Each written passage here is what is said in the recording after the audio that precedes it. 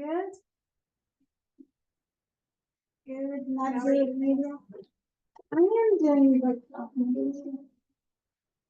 So we are almost done with chapter 11. My plan for today is to finish chapter 11. We're going to go over only one question or two and then start chapter 12. So the chapter 12 I uploaded before on Blackboard. I actually changed it right now because I modified my lecture and then now I have the current version on Blackboard for chapter 12. And exactly 1 week from today, you'll have your second exam. Based on chapter 8, 9, 10. We did 8, right, before? So 9, 10, 11, 12. 4 chapters. And if you didn't notice, I already posted the review sheet long time ago on Blackboard. Study the review sheet, plus study all the questions during lecture when I said this will be the exam, this will be the exam. So those will be short questions in the exam. And the math homework will be from similar material what you have in your review sheet. Okay. And you're almost done. Today is lecture 21. We have only 7 more days after today. And then you'll be done. Any questions? Comments? Concern? How many questions in the second exam? Math question will be, we have 3 things in chapter 9, so from 3, I'll ask probably 2. From chapter 10, we have hypothesis testing, probably another 2. Chapter 11 could be 1, chapter 12, 1. So around 6 math question, probably more, but right now I have 6 in my mind. And then 1 page of extra thing. True, false, fill in the blank, yes, no question, those things. I didn't make the exam yet. I'll decide later. Any other question? Nah. Are you guys doing the homework? I didn't sign into website for a long time. I think I completely forgot about the website. So are you guys doing the homework in there? Remember, homework is 20% of the grade. I didn't make the policy. Policy is the department's policy. Homework 20%, and then in-class exam taking it will be 80%. Okay. Now this is chapter 11. In our last class, we talked about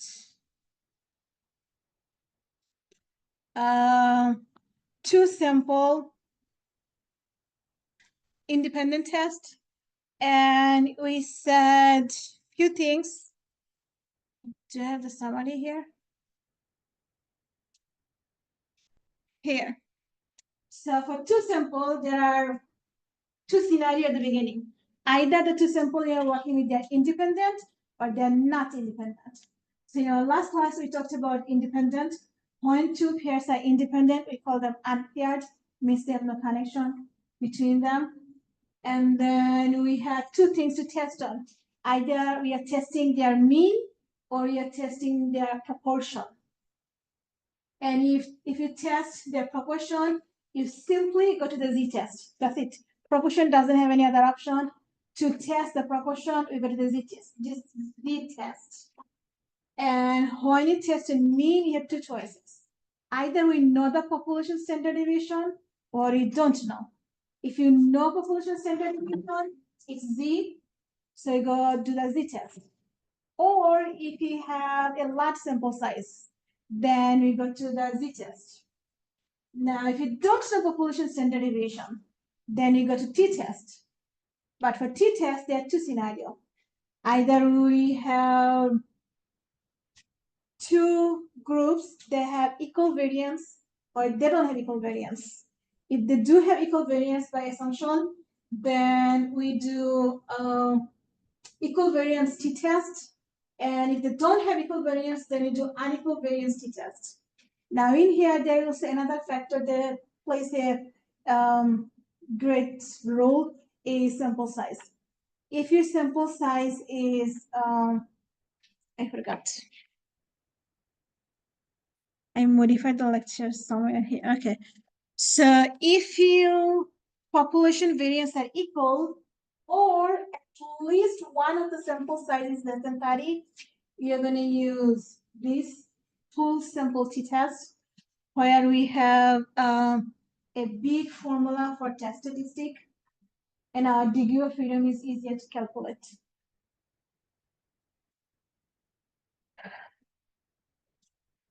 And if you know that the two population you're working with, they don't have equal variance, then you go to the world test, where our test statistic has a nice formula, but our degree of freedom has a bad formula.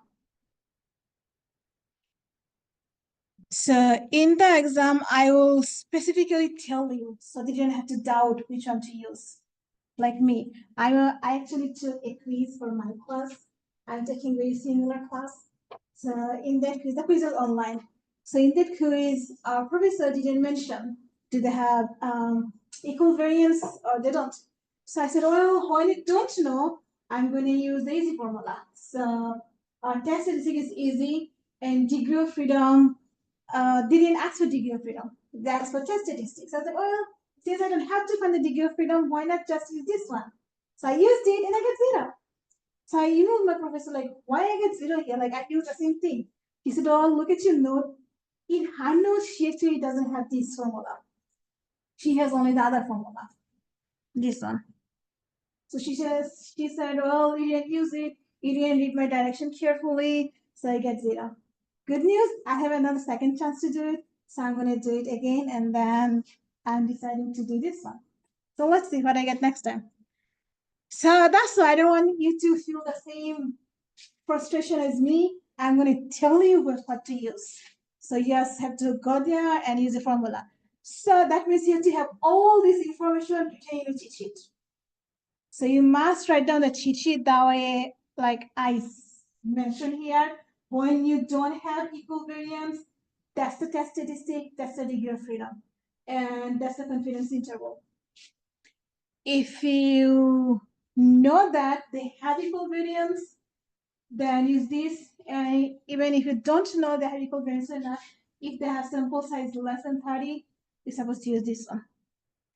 Anyway, I hate this after taking my quiz. Now we have the last scenario is here. What if the two populations you're working with are not independent?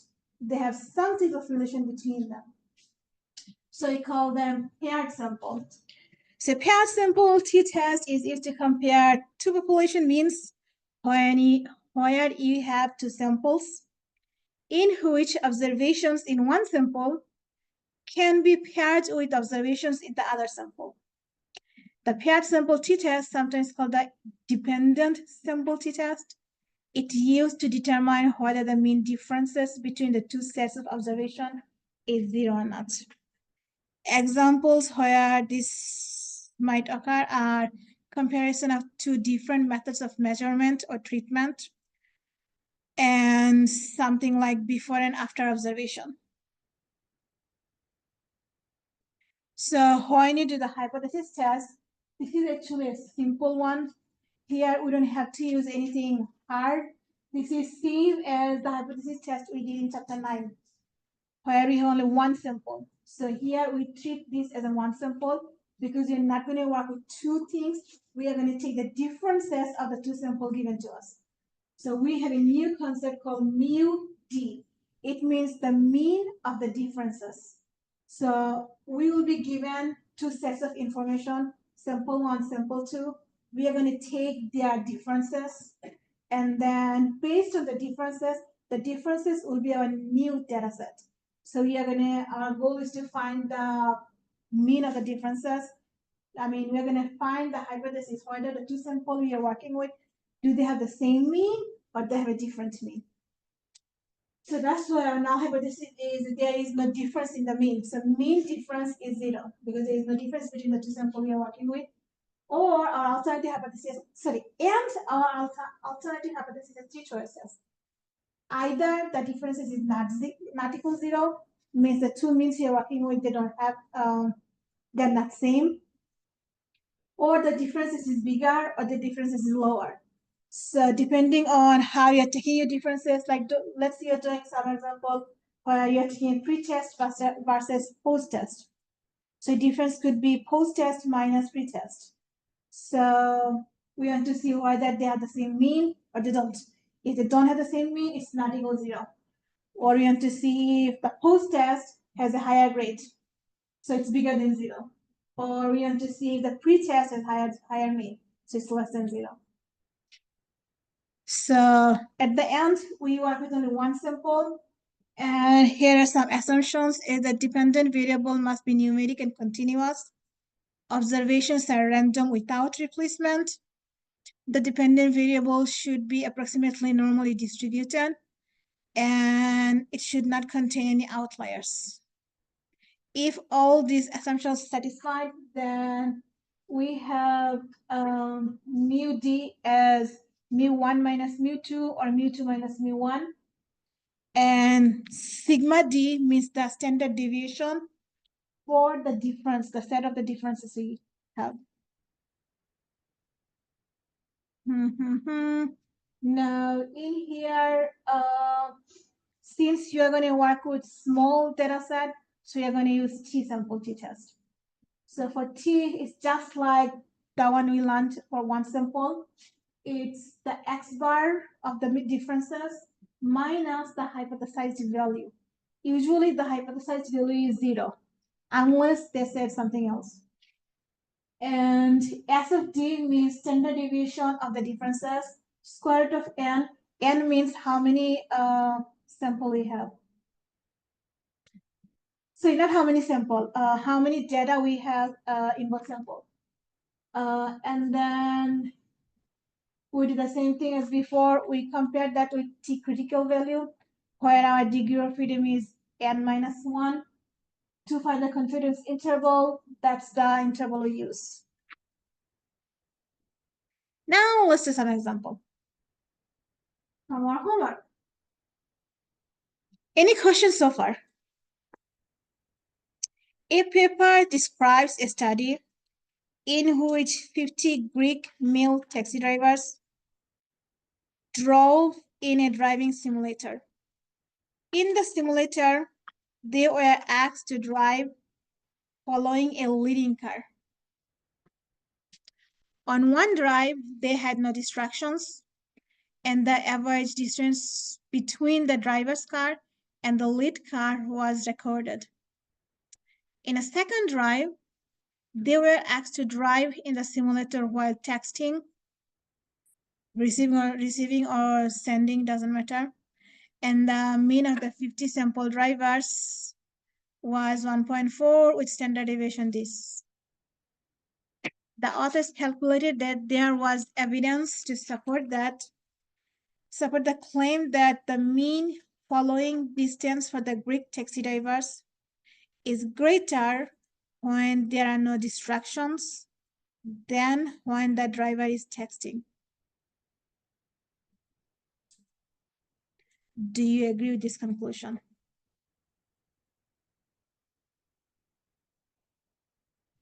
Answer with 95% confidence. And also construct a 95% confidence interval for the difference in mean. We can assume the 50 drivers represent a representative of the Greek taxi drivers. So this is the study. They had nothing to do, so they decided to test something.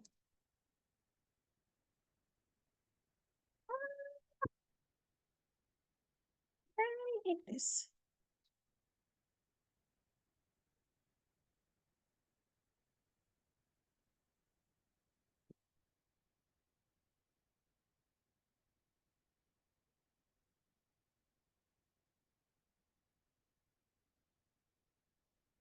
So they have one car and there is one leading car. My car is very bad. So this is the leading car and this is the Greek car. Now they have two scenarios. In one scenario, they are just following the leading car without any distraction. That means they are not allowed to use their phone. And in another scenario, the Greek car, they're allowed to use texting. They can send, they can receive, they can do whatever they want to do with the phone. And they recorded how much distance they have between them while they cross a certain mile. And they found out that when they have a distraction versus when they don't have distraction, their differences has a mean of 50 with a standard deviation 1.4 meter. It means usually they were 50 meter apart from one another with a standard deviation 1.4. That's the mean of the differences. Sorry, 50 cars, my bad.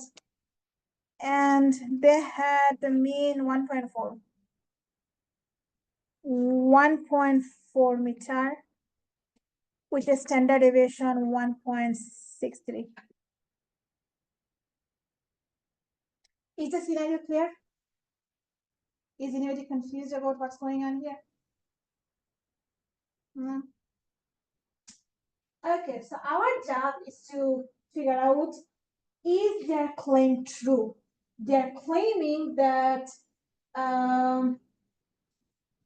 mean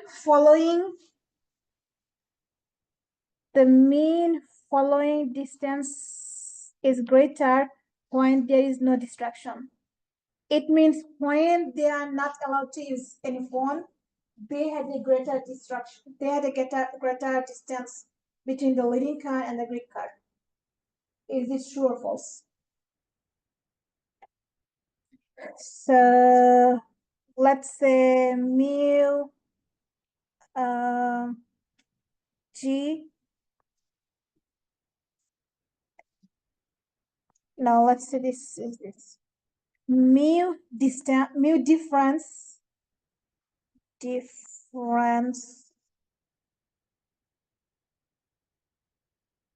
is mu.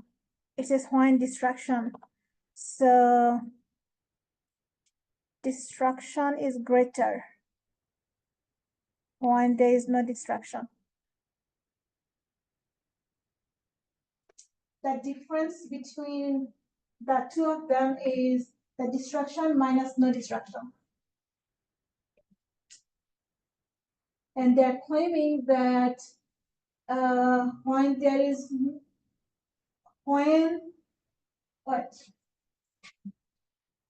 the distance is greater when there is no distraction.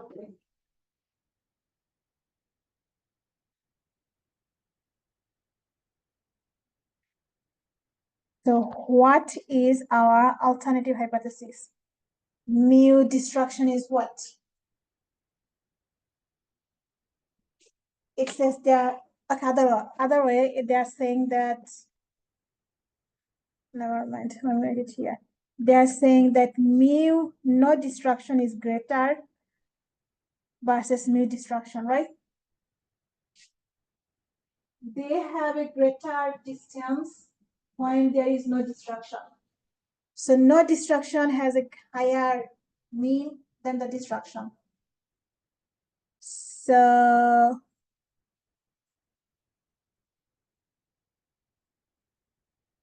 based on this,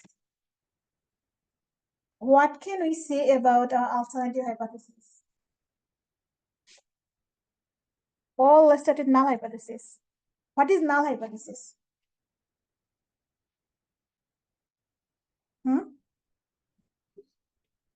Equals what? Mu distraction equals mu no distraction. Then in terms of mu d, how can you write this down? It's algebra. We have mu distraction equals mu no distraction. Good. So if you subtract mu no destruction from both sides, no destruction, we have mu destruction minus mu no destruction is 0. And we are claiming that this thing is mu d, right? In other words, this is 0. The difference between destruction and no destruction is 0. So what is our alternative hypothesis in terms of mu difference? If you solve this algebraically, this thing, what do you get?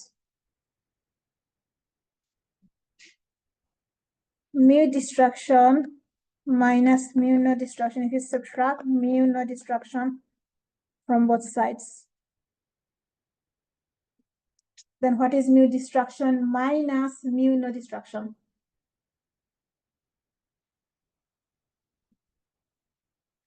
If you subtract mu no destruction from both sides, what do we have on the right side now?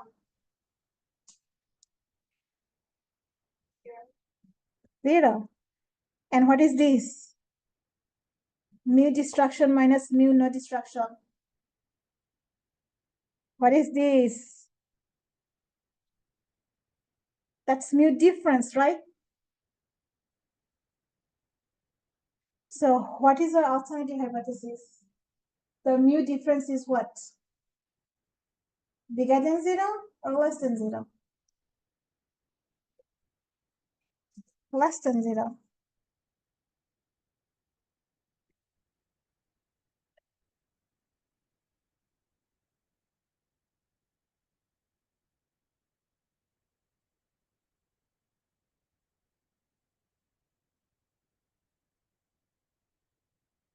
It sounds confusing, right? Why it was confusing? Which part? Hmm? Hmm? Say it louder. Oh, the language. The difference, distraction, not distraction. Actually, what they use for difference. That's why. Okay. Do the homework. They have written description. Probably to be easier for you to understand that. Good news. In the exam, I'm going to give you something easier to work with, where the language will not be that confusing. So, since we are working with differences, so we are using mu with sub d. D means differences, small d. Now, based on our null and alternative hypothesis, since our alternative hypothesis has a less than sign, so which sided t-test we are doing?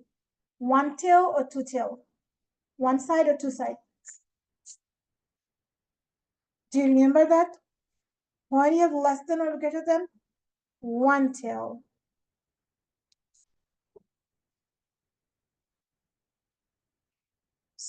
So this is telling us we are going to work with one tail t-test. So let's find the critical first. Critical easy. Critical. It's T critical. To find the critical, we need alpha, one tail, one tail alpha with degree of freedom, how much? Degree of freedom is n minus 1, right? Did they give us or m? 50. So this is 50 minus 1, which is 49. In other words, go to our T table and see for degree of freedom 49, what do we have for one tail alpha? What is our alpha? Alpha level 0.05. So one tail alpha 0.05, degree of freedom 49. Let's go to the T table.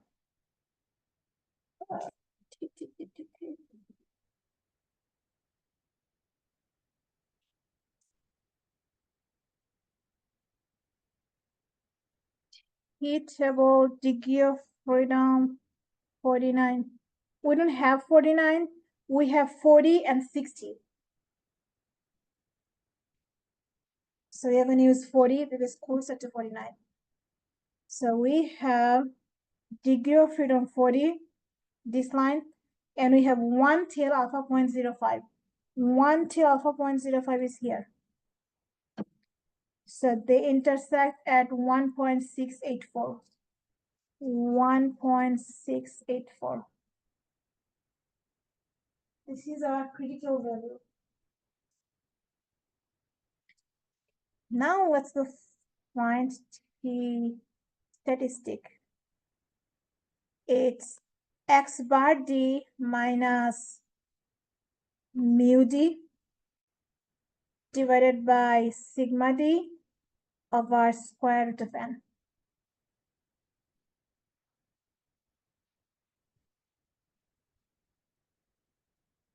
How much is mu d? The difference, the mean of the differences.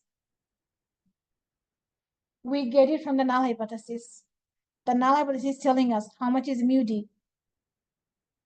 0. So this is 0.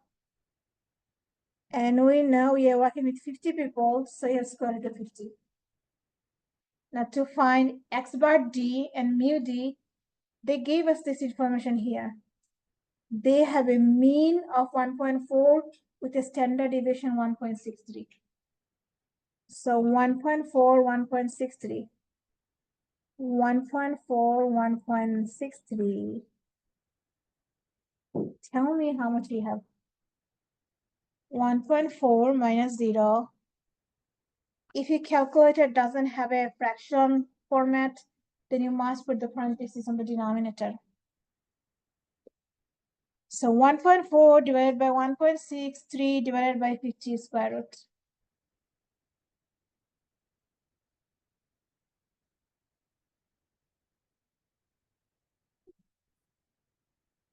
How much we have?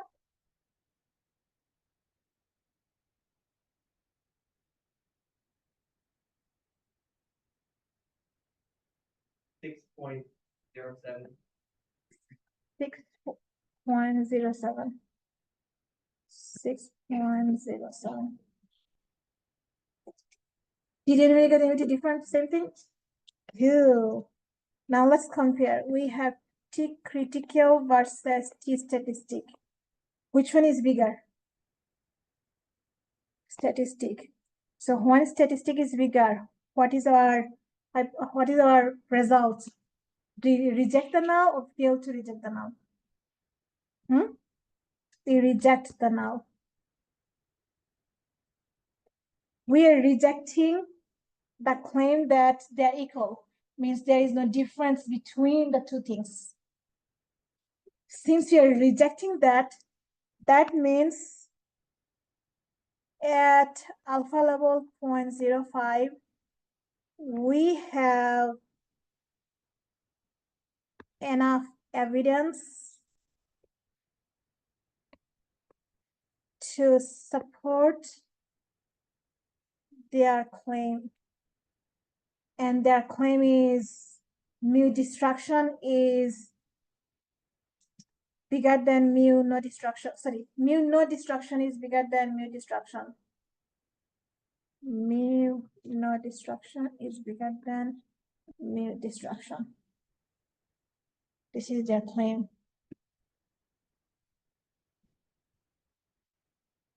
So yeah, whatever they did, their claim is correct. We have enough evidence at this alpha level to believe that.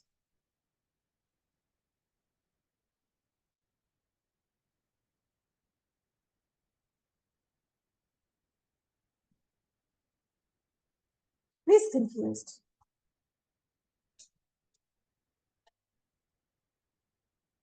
Anybody?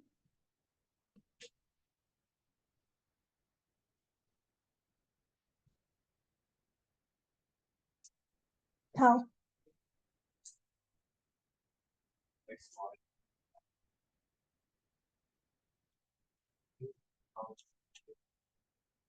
That's the formula from before. Previously, we had the formula T equal T stat equals X bar minus D over sigma over square root of n. Do you remember seeing this formula? So this is the same formula. So this is S. This is the same formula, but this time instead of only X bar and only S, we have S bar D and SD. Now, if you look at their description, they are saying that the mean of the 50 sample differences, no distraction minus distraction, has 1.4 meter. That's the mean of the differences with a standard deviation of 1.63 meter. So they're telling us the difference has this mean and that standard deviation. So just substitute that into this equation. And mu d is hypothesized value. Means go to your hypothesis and see what number you have there. So our hypothesis is saying that mu d equals 0. So substitute mu d 0. And then we got the result that we are rejecting mu d equals 0. So mu d equals 0 is same as we are saying that there is no distraction. There is no difference between distraction versus no distraction. So you're rejecting that.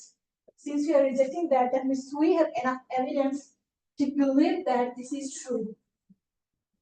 Mu of no distraction is bigger than mu of distraction.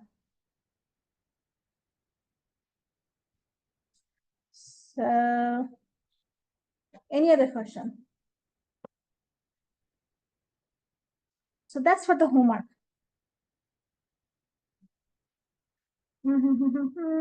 Oh, now about calculating their confidence interval, we substitute everything into here. The only difference between what we did versus the confidence interval is that when you do confidence interval, the T critical value is always 2-tailed, always. That's the only difference between hypothesis testing versus confidence interval. In a confidence interval, we use 2-tailed T, but in the hypothesis test, we use 1-tail or 2-tail based on our alternative hypothesis. Since confidence interval doesn't have any alternative hypothesis or null hypothesis, so it doesn't care about which tail, it always takes 2-tail. So previously we had 1-tail T value was 1.684, but for confidence interval we have to use 2.021, which is 2-tail degree of freedom 49. And then you do the math and you get these numbers. What this number means is the mean is between these two numbers.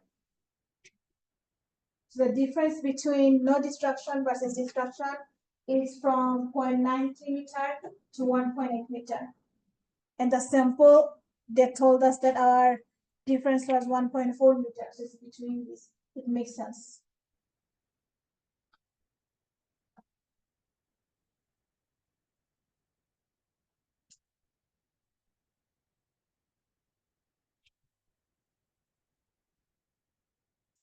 For describing confidence interval, since in the question there says write a 95% confidence interval. So we have to state that we are 95% confident that the true differences in these two mean is between these two numbers we found here. So when you describe a result for confidence interval, 3 things are important. One is to mention how confident you are. So you're 95% confident. And then what you are working here, we are working with the differences, true differences, I mean the actual mean of the population. And we believe that the actual mean of the population is between these two numbers.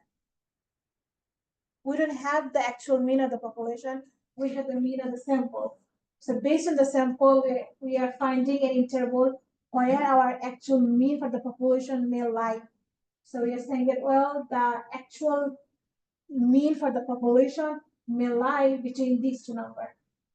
Anywhere between these two, we don't know where, but between these two numbers.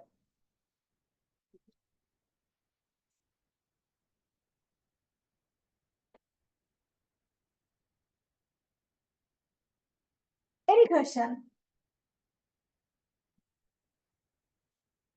No?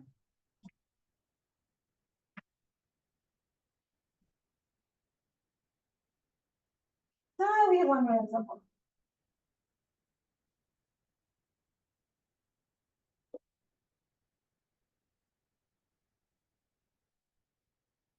And we have a different scenario here. So students often tell me that my videos are helpful. They compliment. So I would like to see whether whatever they are saying, whatever they are claiming is true or not, based on the score for a few students. So we want to test the claim is that they're claiming that after seeing the videos, they have higher exam score than before seeing my videos. Is this true or not true? And we are going to test this with alpha level 0.01. It means with 90% confidence, which is lower than 95. So if mu A is mean of the score after watching the videos, and mu B is mean of their exam scores before watching the videos, then what could be our null and alternative hypothesis? So we need mu difference.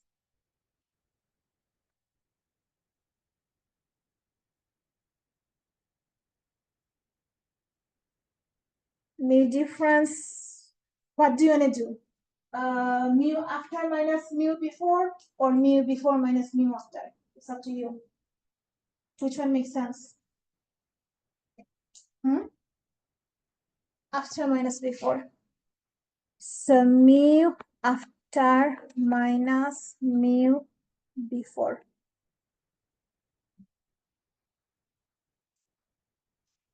Now let's make the null and alternative hypothesis. Let's work with mu d.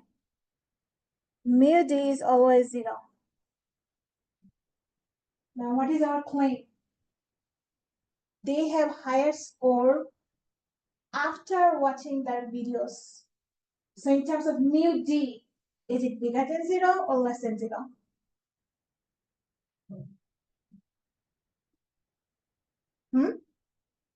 Bigger, because we are saying that our mu d is after minus before.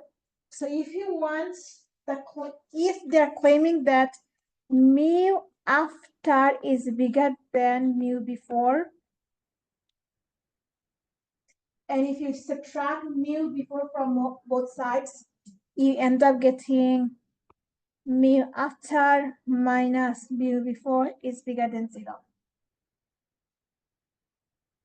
And mu after minus mu before is the mu differences that we defined.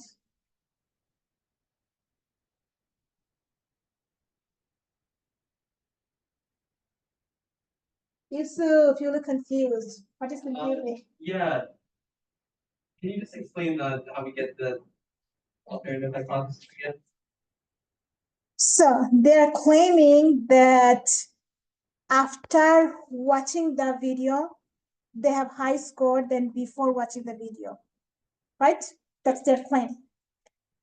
Now, in terms of mean, it means mu after is bigger than mu before, right? Okay, yeah. Now, we don't want two variables, two mean to work with. We want only one mean to work with. So we work with mean difference. So we subtract mu before from both sides. Oh, okay, nice. So they cancel out. So we get mu after minus mu before is bigger than 0. Now mu after mu before, again, there are two mu's. We don't want two mu's. So what did we claim here? I mean, what did we state here? What is mu after minus mu before? What is this? It's the mu difference. So this thing is mu difference, which is mu small d, and that thing is bigger than 0. So this is their claim, that mu difference is positive.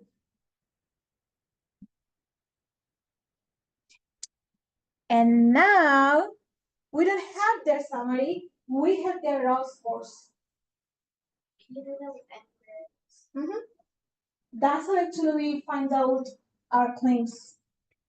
Can you do like mu difference, like mu before minus 4? In that case, it will be less than 0. But for hypothesis testing, it doesn't matter because less than or bigger than is 1 tail. So we're going to use 1 tail test. Okay, so we don't have their mean or standard deviation given to us. We actually have to find them. What they gave us is the original scores. So when you're given the real data, you have to find the differences individually. So for student 1, he has 10 before watching videos and 90 after watching the videos. So what's the difference here? 80. Now student number 2, let's say she had 15 before watching the video and 85 after watching the videos. What's the difference? 70. Now for the third person, here she is very smart. From almost 0, she got full score. So what's the difference? 97.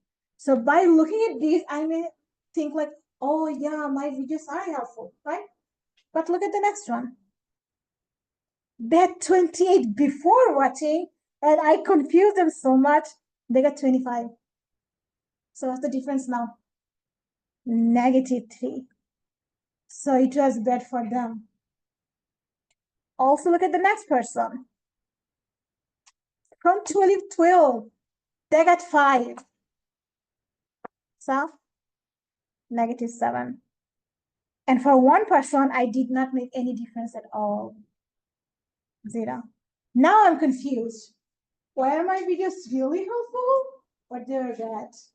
So see, that's why you're doing the hypothesis testing, to test out, is the claim true or false? Are my videos really helpful or they're not? So at least I'll have some peace in my mind, right? So we are going to work with this new data set. So this is our new data set. We are going to ignore this completely. That's our new data. So everything will be based on these.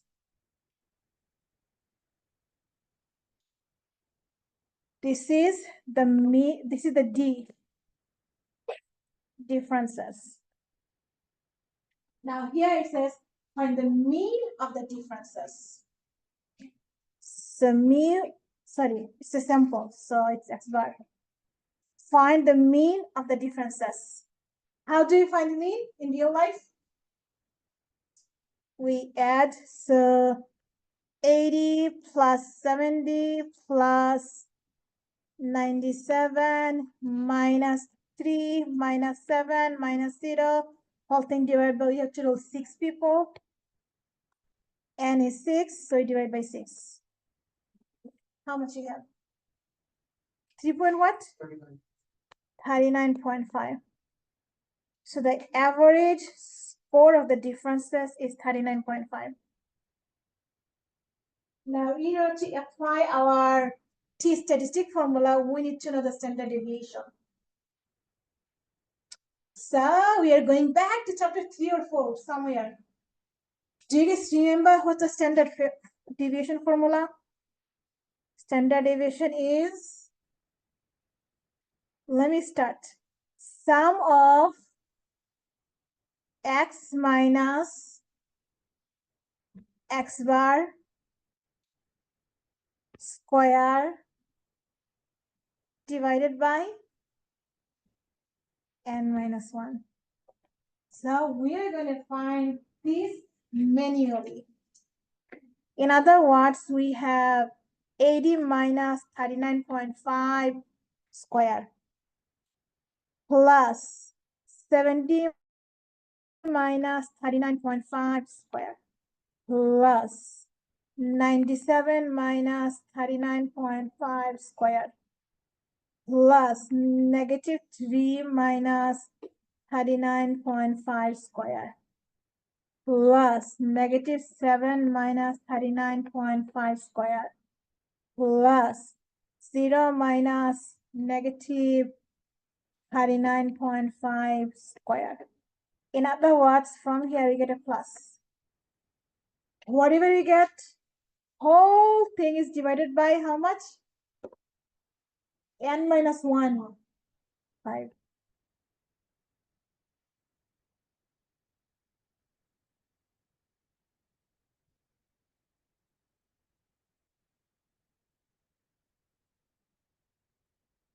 So this question will take time, but this is a most famous final exam question. So you may see this in the final exam. And I'm planning to give you this in the exam.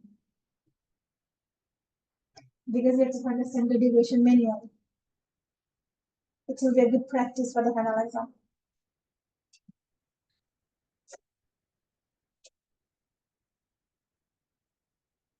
I'll try to give you some easier number. But still, you cannot do them without using calculator. You're done? Yes? No? You gave up? Come on. Huh?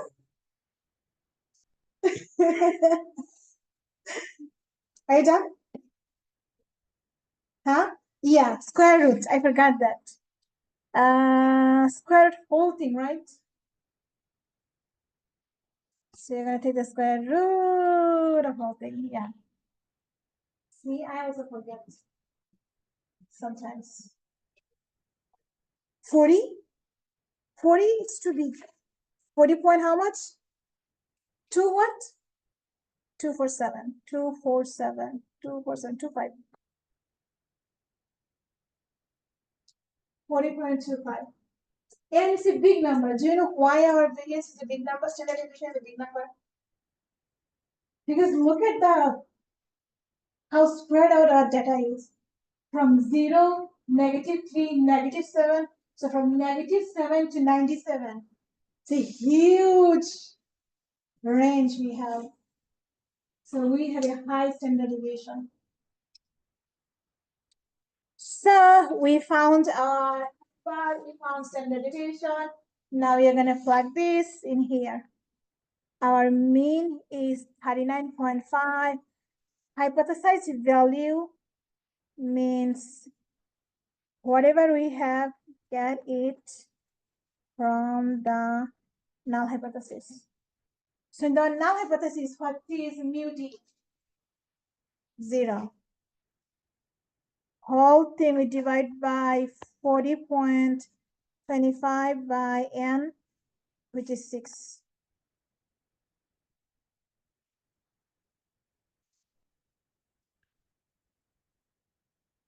Now what do we have?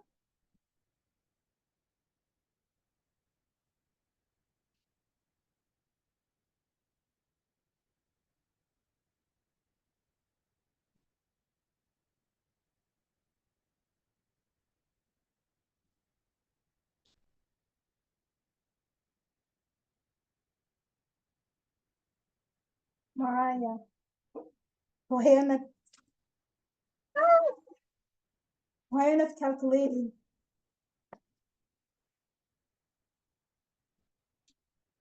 If you try again now, the mistake you make here will help you during the exam. For the standard deviation, I got 47. How? Ramesh, what do you have? Same thing? How come you guys didn't tell me that before? No. For what? 500. For T? We are talking about standard deviation.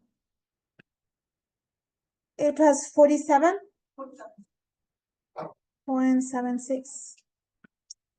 That means this is wrong. So can you view your history, Tal? In your calculator, can you view the history? Like, can you see what mistake you made? Was it any mistake or they both made the same mistake?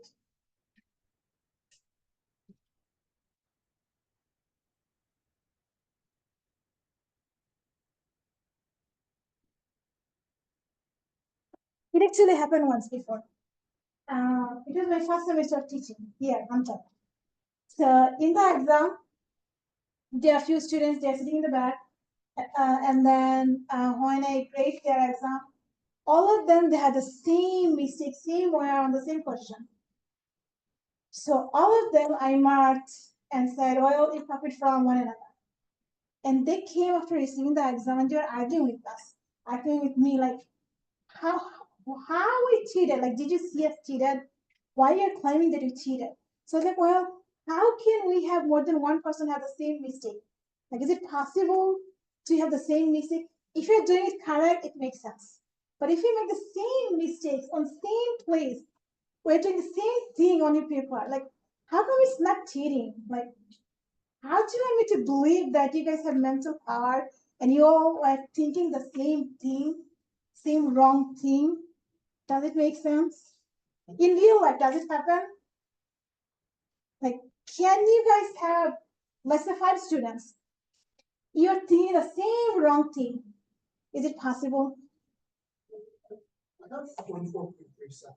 44? Yeah, I keep checking. I checked that wrong. 47? 44? Do I have the answer? Let me see. 47.76. So yeah, it's 39.5 X bar and it's 47.76. So maybe I wrote something wrong. 80 minus 39.5, 70 minus 39.5, 97 minus 39.5, negative 3 minus 39.5, negative 7 minus 39.5, and then 0 minus 39.5. I think the density is 0 that you get for 137. Oh, so if you don't do this, Then you have 44. did you do this? I didn't put that in. See, that's why I keep telling I you. realized that. Do it in the class because the mistake you made, you'll understand them, you'll remember them in your exam. Okay, so I forgot the number. What's the number here? 4.96. That's the T statistic. Now we need to find the T critical.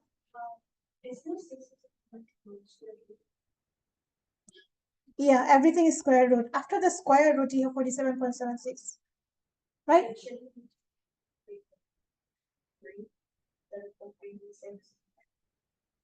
Oh, 6 is under the square root. Oh man. Thank you, thank you. See, I forgot my square root. I'm also making mistake. No wonder I didn't get my quiz grade 100%. What do you have this time? 2.03.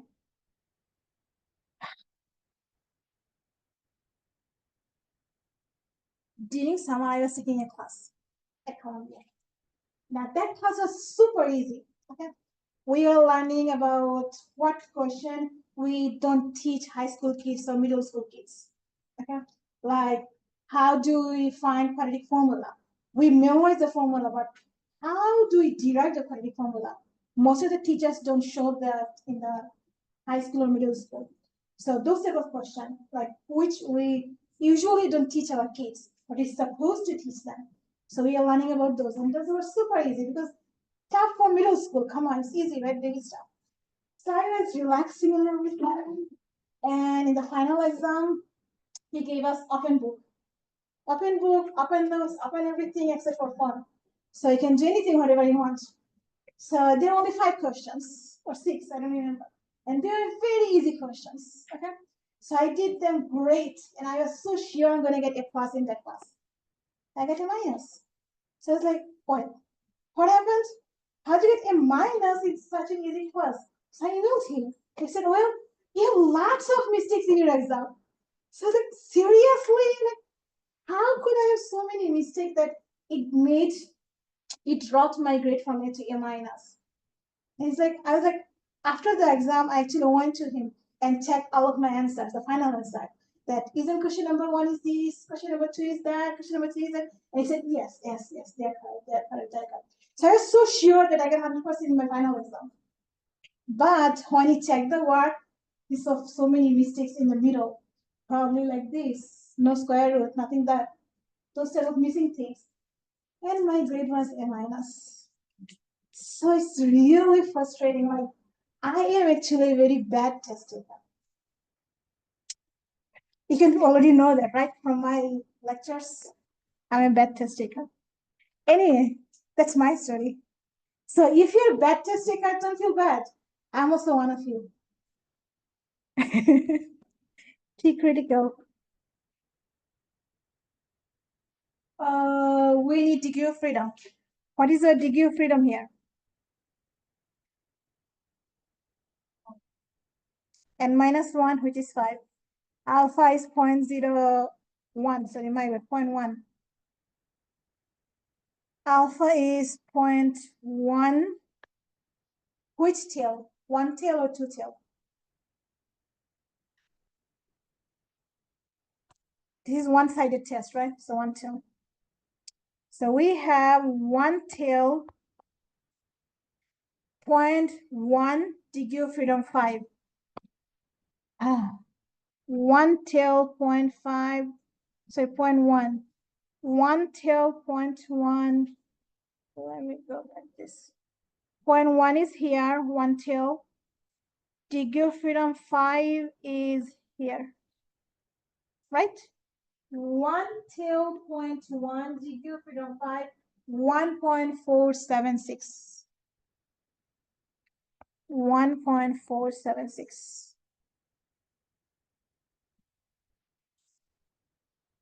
So which one is bigger? T critical or T statistic? Statistic is bigger. So what do you conclude? Reject or fail to reject the null hypothesis? We reject. So null hypothesis saying that mu after and mu before, they are same thing. We are rejecting that nope, they are not same. It does make some differences. And they're claiming that they get higher score after watching that. So since we are rejecting that, that means we have enough evidence at 90% confidence level that, yep, my videos do make some differences.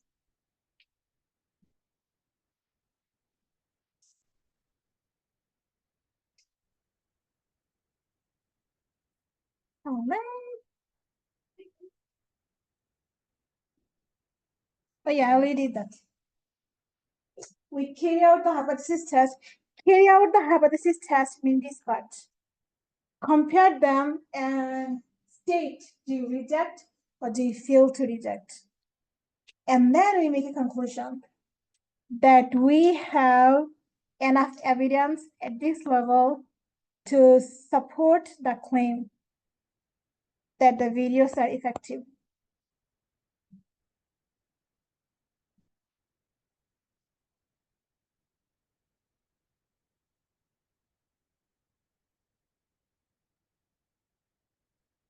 Done?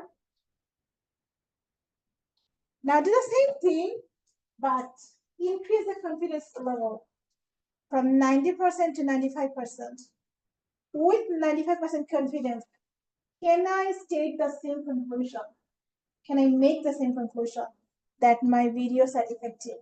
They're helpful. The only difference thing we have to do here is the critical value will be different because we're increasing our confidence level. So this time our alpha is 0.05, same one tail, and same degree of freedom 5. Same one tail, but degree of freedom is 0.5. But this time, oops, it's 0.051 till. What's wrong with this? And we have a critical value 2.015. So critical value got bigger, 2.015. Now look at T stat versus T critical. T stat was 2.03 and now we have 2.02. Only 0.01 difference. T stat is bigger. They're very close. Since we still have statistic is bigger. So what's the, I suppose have a different result. Are you guys sure it's 2.03?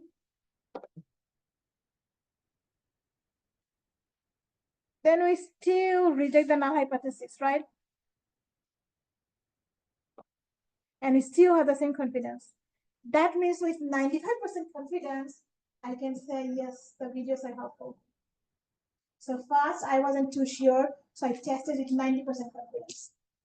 And once we got past 90%, I want to see how much. It's already 634. Wow. For 95%. But we got the same results, which I didn't expect.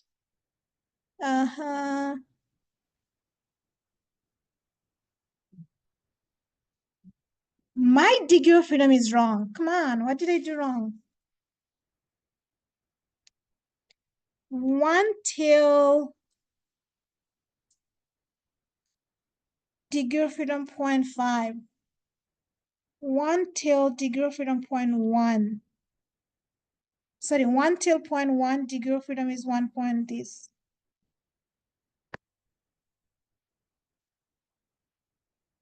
1 till 5. Degree of freedom 5, 1 till, how come I had 3.365? 3.365. Oh, 0.01, 99%. So this is not going to work if it's 0.01, means 99% confidence. So 99% confidence, we are going to actually fail to reject the null. That's why I see. So this conclusion is wrong. This conclusion is for alpha 0.01. In other words, it means 99% confidence level. So I'm 90% sure and 95% sure that they make a difference. But when I want to be more confident, like almost 100% confidence, 99%, it fails. It means, yeah, it works well, but not 99% well. So for 99%, we fail to reject. That means we don't have enough evidence to believe that the videos are effective. And with this, we are done in chapter 11. Any question?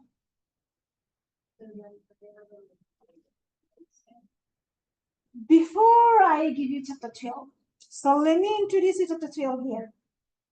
And we are going to do one example, which will be in the exam.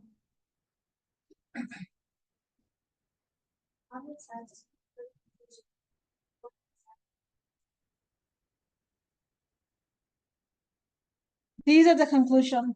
We need to state your alpha level and whether you have or you don't have enough evidence to support the alternative claim. You don't have to write the whole claim. You can simply write claim of alternative claim. But you always have to state what is your alpha level. See here, when alpha level is 0.01 actually. We don't have enough evidence to support the alternative claim. But when alpha level is 0.05, means 95% confidence, now we have enough evidence to believe the claim, to support the claim. So 3 things important here. So chapter 11 is all about hypothesis testing. two sample. When we do paired, it means we combine them, we take the differences, it becomes one sample. Now, chapter 12 is a little bit different.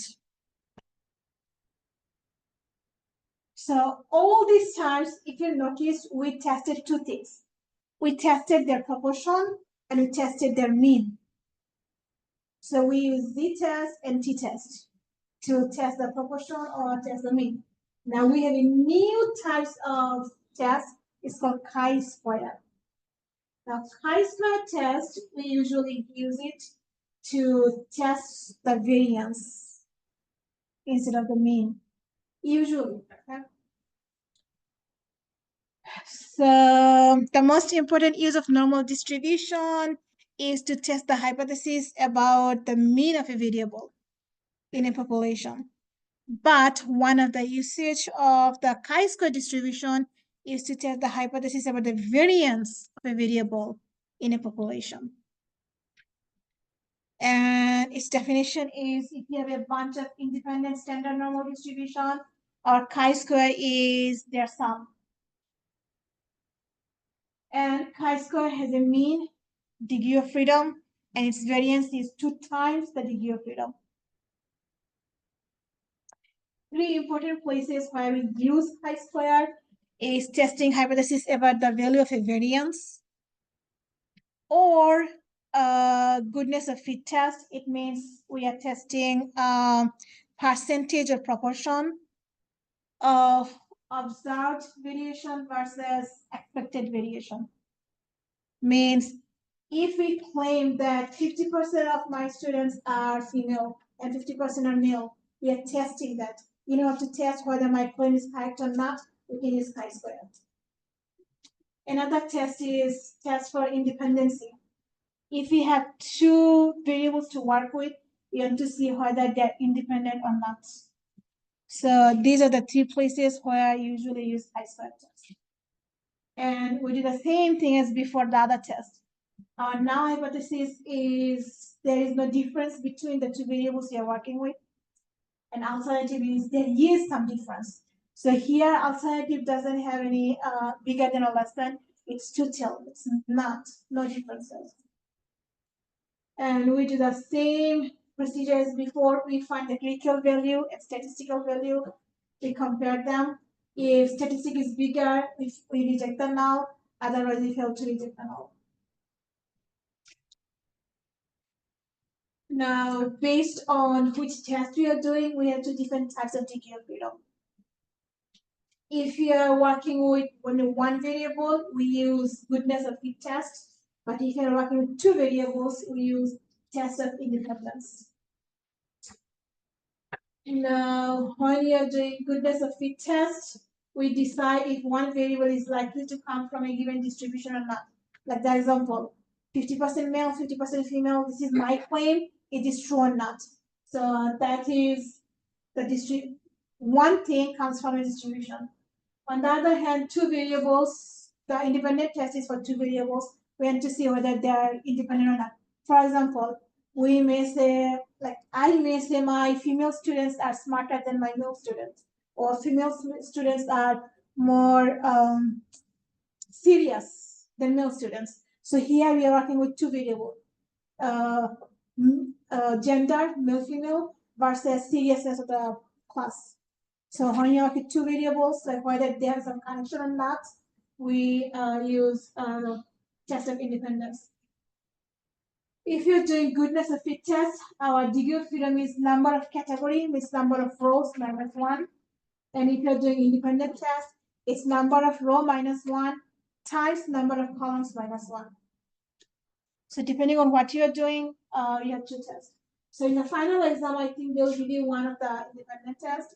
But in the in-course exam, I'm going to give you one of the goodness of fit tests.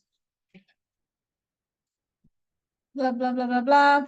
The chi-square has the statistic is we take the differences, what we observe versus what we expect. We take the differences, square that, we divide it by the expected count, and then we add over 0. So you need to have this in your cheat sheet, the formula. Now, in order to apply chi-square, there are a few conditions you have to verify. First is that we are going to work with a random sample or representative of the population. Usually they mention that in the example. And then all the expected count, they have to be more than 5.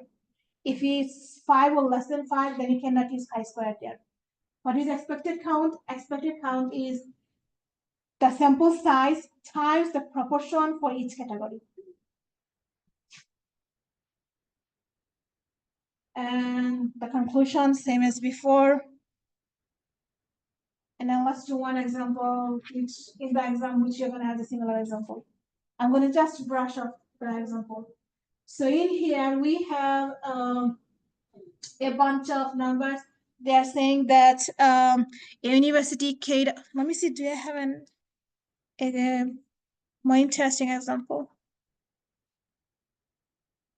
No, I have only 2 examples here. So a university carried out a test, carried out a study that gives the age distribution of the representative sample. And then they're saying that the third column of the table contains the population proportion of age distribution from the US Census. And we want to test that is it reasonable to conclude that one or more of the age group buys a disproportionate share of the Texas lottery ticket. Basically, it means by the census, they're saying that from 18 to 24, we have 14% of the population. And we are observing that 7 people bought the lottery ticket. Now, from 25 to 34, 33 people bought the lottery ticket, and census is claiming that in that age group, we have 20% of the population. So these are given by the census, and this is how many people actually bought the original tickets. So our goal is to see like is 7 is 14% of the whole population we are working with, a sample. Is 33 is 20% of that number. Is 33 is 90% of that number. Like we have to see if the proportion of that number is same as that number. Obviously they're not, right? Because how can we have the same 33 with 2 different percentage? So they are not somehow different. So we have to see if they are different. Is it significantly different from the actual one, or they're very close to one another? That is our goal to test. So we are going to do that in our next class online. And then if you have time, you're going to do a little review. And then your exam is exactly 1 different way. Don't forget to make your cheat sheet nice and clean. So goodbye, everyone. See you again on Wednesday.